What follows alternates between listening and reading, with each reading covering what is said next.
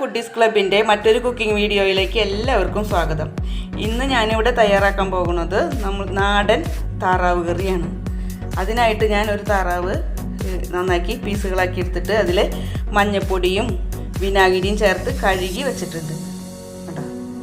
ഇനി നമുക്ക് വേണ്ടത് ഒരു മീഡിയം വലുപ്പത്തിലുള്ള 2 സവാള ചെറുതായി അരിഞ്ഞത്, പിന്നെ തേങ്ങാപ്പാൽ 1 കപ്പ്, കുരുമുളക് പൊടി 2 ടേബിൾ സ്പൂൺ, മസാലപ്പൊടി, പിന്നെ ഉപ്പ്, കറിവേപ്പില, ഇഞ്ചി വെളുത്തുള്ളി ചതച്ചത് 3 ടേബിൾ സ്പൂൺ, പിന്നെ മല്ലിപ്പൊടി 2.5 ടേബിൾ സ്പൂൺ, മഞ്ഞൾപ്പൊടി 1 സ്പൂൺ, പച്ചമുളക് ഒരു 6 എണ്ണം ഇങ്ങനെ പീസുകളാക്കി എടുത്തിട്ടുണ്ട്.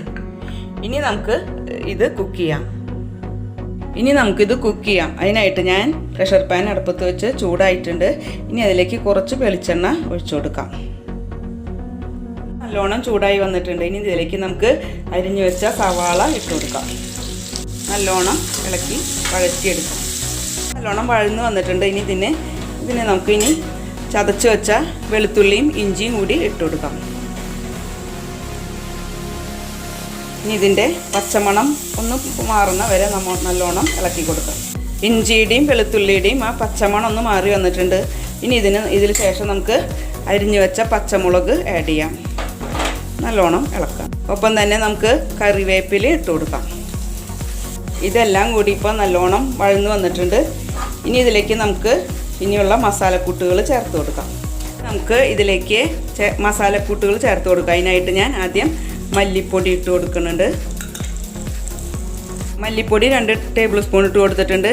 പിന്നെ കുരുമുളക് പൊടി 2 ടേബിൾ സ്പൂൺ തന്നെ, പിന്നെ ഗരം മസാല, മഞ്ഞൾപ്പൊടി, ഇത്രയും കൂട്ടി ചേർത്ത് നമുക്ക് നല്ലോണം ഒന്ന് മൊരിയിച്ചെടുക്കാം. കുറച്ചും കൂടിയും വെളിച്ചെണ്ണ ഒഴിച്ചു കൊടുക്കാം. നല്ലോണം മൊരിയിച്ചെടുക്കാം. ഇതിൽ ഞാൻ ചുവന്ന മുളക് പൊടി ഉപയോഗിക്കണില്ല, കുരുമുളക് മാത്രമാണ് ഇടുന്നത്. കുരുമുളകിൻ്റെയൊക്കെ ആ പച്ചമണം മാറി കഴിയുമ്പോൾ നമുക്ക് ഒരു തക്കാളി ചെറിയ പീസുകളാക്കിയിട്ട് എടുത്തിട്ടുണ്ട്. ഒരു മീഡിയം വലുപ്പത്തിലുള്ള തക്കാളിയാണ്. അത് ഞാൻ ഇതിലേക്ക് ആഡ് ചെയ്യാം. ഇതിലേക്ക് ആവശ്യമായ ഉപ്പ് ചേർത്ത് കൊടുക്കാം. തേങ്ങാപ്പാൽ പിഴിഞ്ഞുള്ള കറിയാണ് ഉണ്ടാക്കാൻ പോണത്. അതുകൊണ്ട് തലപ്പാൽ മാറ്റി വെച്ച് 2-ാം പാല് 3/4 കപ്പോളുണ്ട്. അത് ഞാൻ ഇതിലേക്ക് ആഡ് ചെയ്യണം. ഇതിൻ്റെ ഗ്രേവിയൊക്കെ നല്ലോണം തിളച്ച് വന്നിട്ടുണ്ട്. ഇനി ഇതിലേക്ക് ഞാൻ പകുതി നാരങ്ങയുടെ നീര് ഒഴിച്ചു കൊടുക്കുന്നുണ്ട്. ഗ്രേവിയൊക്കെ നല്ലോണം തിളച്ച് വന്നിട്ടുണ്ട്. ഇനി നമുക്ക് താറാവിൻ്റെ പീസുകൾ ഇട്ട് കൊടുക്കാം. ഇത് ഞാൻ ചൊറുക്കിയും മഞ്ഞപ്പൊടിയും ചേർത്ത് കഴുകി വെച്ചിരിക്കുന്നതാണ്. ആ ചൊറുക്കിയും മഞ്ഞപ്പൊടിയും ചേർത്ത് കഴുകിയെടുത്താൽ താറാവിൻ്റെ ആ ഒരു മുഷിഞ്ഞ മണമുണ്ട് താറാവ് ഇറച്ചിക്ക്. അപ്പോൾ അത് മാറി കിട്ടും. അതിന് വേണ്ടിയിട്ടാണ് ഞാനിങ്ങനെ ചൊറുക്ക ചേർത്ത് കഴുകിയെടുത്തിരിക്കുന്നത്. ഇത് നമുക്ക് ഇതിലേക്ക് ഇട്ട് കൊടുക്കാം. പീസുകൾ ഇതിലേക്ക് ഇട്ട് കൊടുത്തിട്ട് ഇനി നമുക്ക് നല്ലോണം ഇളക്കി മിക്സാക്കി നമുക്ക് ചെറിയ തീയിൽ വേവിച്ചെടുക്കണം. അല്ലെങ്കിൽ അത് പെട്ടെന്ന് വെന്ത് കിട്ടില്ല. താറാവിന് വേറൊരു കാര്യം കൂടി ഓർക്കണം. നല്ലോണം മൂത്ത താറാവാണെങ്കിൽ നല്ലോണം വേവിക്കാനുണ്ട്. ഇത് എളുപ്പം താറാവാണെങ്കിൽ വേഗം വേവും. അപ്പോൾ അതുകൊണ്ട് ശ്രദ്ധിക്കണം വേവിക്കുമ്പോൾ. അധികം നേരം വേവിച്ച് വെന്ത് പോകരുത് ചെറുപ്പാണെങ്കിൽ. നമുക്കിനി ഇത് അടച്ചു വെച്ച് ഒരു മീഡിയം ഫ്ലെയിമിലിട്ട് വേവിക്കാം. ഇത് അടച്ചു വെച്ചിട്ടുണ്ട്. ഇനി നമുക്കിത് ഒരു മീഡിയം ഫ്ലെയിമിലിട്ടിട്ട് ഒന്ന് വേവിക്കാം. ഏകദേശം ഒരു 15 മിനിറ്റോളം ആയിട്ടുണ്ട്. ഇതിൻ്റെ എയറൊക്കെ പോയി. ഞാൻ ഓഫാക്കി വെച്ചിട്ടുണ്ട്. അതിൻ്റെ എയറൊക്കെ പോയിട്ടുണ്ട്. നമുക്കൊന്ന് തുറന്ന് നോക്കാം. അധികം മൂപ്പില്ലാത്ത താറാവായതുകൊണ്ട് കുറേ നേരം വേവിച്ചാൽ അത് വെന്ത് പോയാലെന്ന് വെച്ചിട്ടാക്കട്ടെ. വെന്തോന്ന് നോക്കട്ടെ. വെന്തിട്ടില്ല, ഒത്തിരി കൂടി വേവാനുണ്ട്. അപ്പോൾ നമുക്കൊന്നും കൂടി ഇതൊന്ന് മൂടി വെച്ചിട്ട് കുറച്ചും കൂടി നേരം വേവിക്കാം. ഇത് 10 മിനിറ്റോളം വീണ്ടും അടുപ്പത്ത് വേവിക്കാൻ വെച്ചിട്ടുണ്ടായി. ലെയർ പോയി കഴിഞ്ഞിട്ടുണ്ട്. നമുക്കിതൊന്ന് തുറന്ന് നോക്കാം.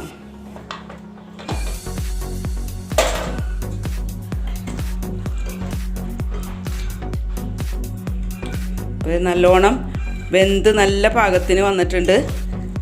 കണ്ടോ? താറാവ് ഇങ്ങനെ ശ്രദ്ധിക്കണം. മൂക്കാത്ത താറാവാണെങ്കിൽ അധികം വേവ് ഉണ്ടാവില്ല. അതുകൊണ്ടാണ് ഞാനത് വീണ്ടും പറയുന്നത്. ഈ കുക്കറിൽ വേവിക്കുമ്പോൾ പ്രത്യേകം ശ്രദ്ധിക്കേണ്ടത് എയർ പോയതിന് ശേഷം തുറന്ന് വരുമ്പോൾ നമ്മൾ ചിലപ്പോൾ അത് വെന്ത് പോകും, ചിലപ്പോൾ വെന്തിട്ടുണ്ടാവില്ല. അപ്പോൾ അത് താറാവ് പ്രത്യേകം നോക്കണം. വേവ് ഇടയ്ക്ക് തുറന്ന് നോക്കിയിട്ട് വേവ് നോക്കിയിട്ട് എടുക്കണം. അപ്പോൾ ഇനി നമുക്കിതിലേക്ക് ഞാൻ 1 കപ്പോളം തേങ്ങാപ്പാൽ എടുത്ത് വെച്ചിട്ടുണ്ട്, അത് ഒഴിച്ചു കൊടുക്കാം. നേരത്തെ നമ്മൾ 2ാം പാലിലാണ് താറാവ് വേവിക്കാനായിട്ട് എടുത്തത്. ഇതിപ്പോൾ ഞാൻ തലപ്പാലാണ് എടുത്തിരിക്കുന്നത്. നല്ല കട്ടിയുണ്ട്. ഇനി ഇതൊന്ന് പതുക്കെ തിളച്ച് വരുമ്പോൾ നമുക്ക് സ്റ്റവ് ഓഫാക്കാം. തേങ്ങാപ്പാൽ ഒഴിച്ച് നല്ലോണം ഒന്ന് പതുക്കെ തിളച്ച് വന്നിട്ടുണ്ട്. ഇനി നമുക്ക് ഇത് ഓഫാക്കാം സ്റ്റവ്. നമുക്ക് കുറച്ച് ഉള്ളി താളിച്ചൊഴിക്കാം. അതിനായിട്ട് കുറച്ച് ചട്ടിയടപ്പത്ത് വെച്ച് ചൂടാകുമ്പോൾ കുറച്ച് വെളിച്ചെണ്ണ ഒഴിച്ചു കൊടുക്കാം. വെളിച്ചെണ്ണ നല്ലോണം ചൂടായിട്ടുണ്ട്. നമുക്ക് കുറച്ച് ചുവന്നുള്ളി അരിഞ്ഞത് ഇട്ട് കൊടുക്കാം. ഞാനൊരു 8 പീസോളം ചുവന്നുള്ളി എടുത്തിട്ടുണ്ട്. ഉള്ളി നല്ലോണം മൊരിഞ്ഞ് വന്നിട്ടുണ്ട്. ഇനി നമുക്കിത് കറിയിലേക്ക് ഇട്ട് കൊടുക്കാം.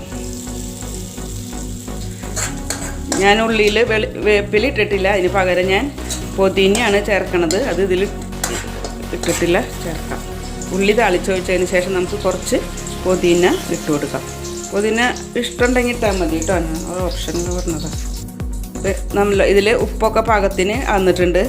ഉപ്പൊക്കെ നല്ലോണം പാകത്തിന് നോക്കിയതിന് ശേഷം മാത്രം കറി സെർവ് ചെയ്യാം.